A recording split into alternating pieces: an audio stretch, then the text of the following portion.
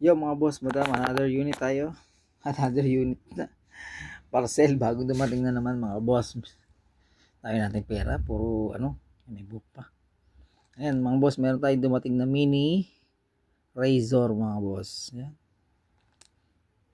Sobrang useful din to mga boss. Sa mga nagtitipid, ang mahal lang ngayon ng gupit mga boss.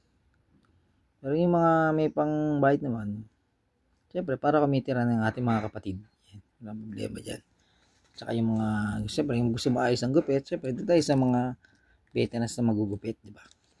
Ito lang po para sa mga yung mga anak nyo na gusto yung kalbuhin yan. Napakatalas mga boss. Ito ang po ang bukasan niya boss ha. Ayan, sa likod. Ayan. Sobrang lakas mga boss.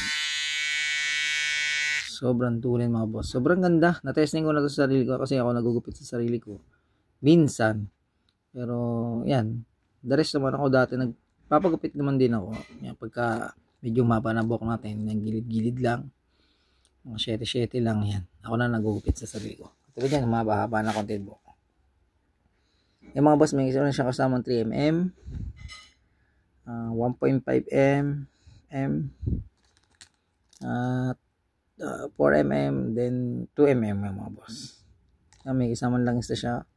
Medyo matagal na, medyo pumupurol na, ilisin nyo lang siya ng langis tapos may brush, mini brush din siya para dito yan yan. Para malinis-linis din siya.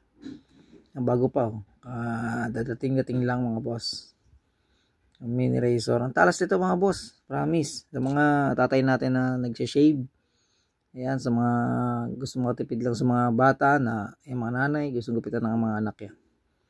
Testing natin mga boss kung gaano katalas yan. Murang-mura lang ito mga boss. Napakamura na ito. Wala pang 100 pesos ito mga boss. Testing natin Ngayon yung balahibo ko mga boss Kita nyo naman. Mahaba. Yan. Ubus talaga siya mga boss. Yan kita nyo. Gano'ng katalas yan Said talaga siya mga boss. Tested talaga Ayan focus nyo mga boss. Ubos ayan. Laglag. Yan ano na yung natin. Lobat na. Pero yan mga boss, tulad nga sinabi ko, sobrang talas niya. Nakita nyo naman kung gaano katalas. Wala na yung flashlight natin, nalobat na Pero yan. Check out nyo na mga boss. Yan, bilhin nyo na. Napakamura lang. Sa mga sa mga balbas kaysa bumili ng pangahit. Ito mas mura pa to mga boss. Mas mahal pa nga yung pangahit mga bossing. Sa totoo lang.